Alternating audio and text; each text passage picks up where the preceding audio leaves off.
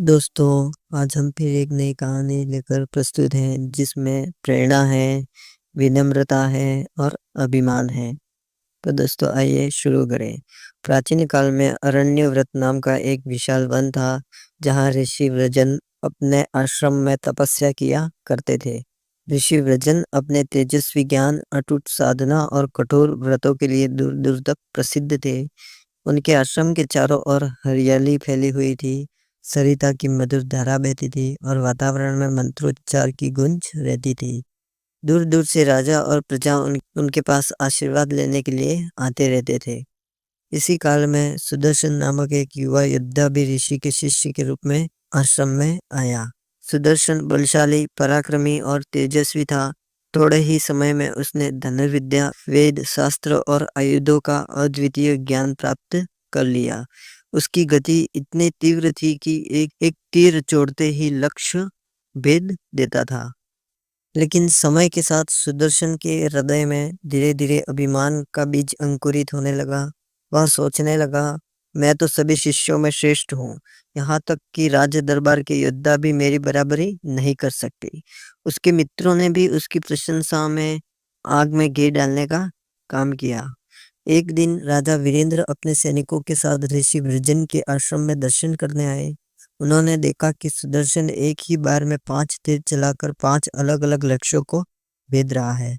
राजा ने प्रसन्न होकर उसकी खूब सराहना की और कहा, युवक, तुम्हारा कौशल तो स्वयं इंद्रदेव के धनुर्विद्या से भी श्रेष्ठ है। सुदर्शन के हृदय में गर्व और बढ़ गया।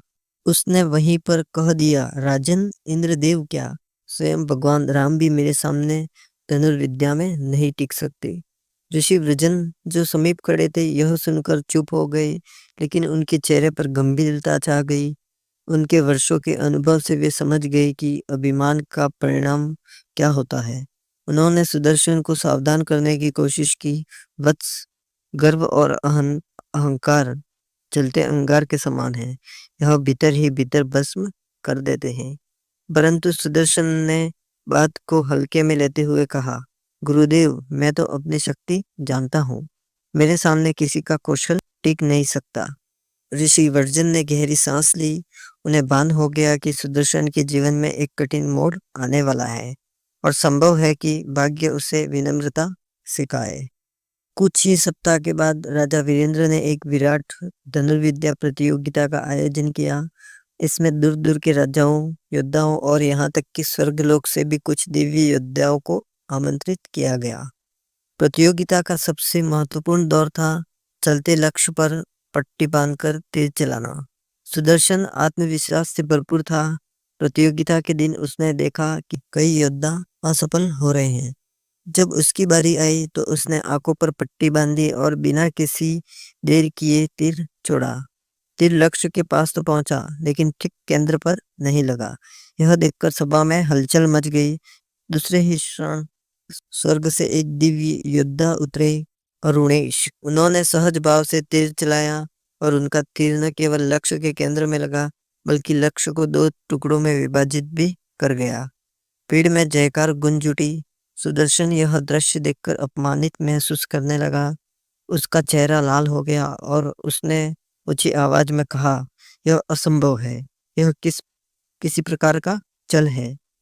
ऋषि व्रजन, जो प्रतियोगिता में ही उपस्थित थे, उन्होंने उसे स्वयं बरतने को कहा। वत्स, यह छल नहीं, बल्कि तुम्हारे ज्ञान से भी श्रेष्ठ ज्ञान का प्रमाण है।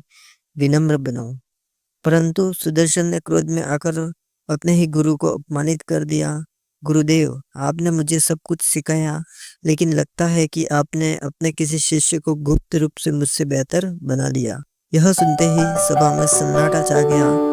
ऋषि व्रजन की आंखों में गहरी पीड़ा उतर आई। वे धीरे-धीरे खड़े हुए और गंभीर स्वर में बोले, सुदर्शन, तुमने न केवल अपने अहंकार को पोषित किया है, बल्कि गुरु का भी अपमान किया है। यह तुम्हारे पतन का मार्ग है। मैं तुम्हें श्राप देता हूँ, आज से तुम्हारा सारा धनुर्ज्ञान क्षीण हो जाएगा और जब भी तुम तीर उठाओगे, तुम्हारा हाथ कांप उठेगा। केवल तब ही यह श्राप टूटेगा जब तुम किसी ऐसे व्यक्ति के चरण स्पर्श करोगे जिसे तुमने अपने से नीचा समझा था। श्राप सुनते ही सुदर्शन का चेहरा सफेद पड़ गया। उसी क्षण उसके हाथ कांपने लगे। उसने धनुष उठाने की कोशिश की, लेकिन डोरी तक खींच न सका। पेड़ में फुसफुसाहट होने लगी। उसका गर्व चूर-चूर हो गया। श्राप के बाद सुदर्शन ने कई बार अभ्यास करने की कोशिश की, लेकिन उसका हाथ सचमुच कांपने लगता।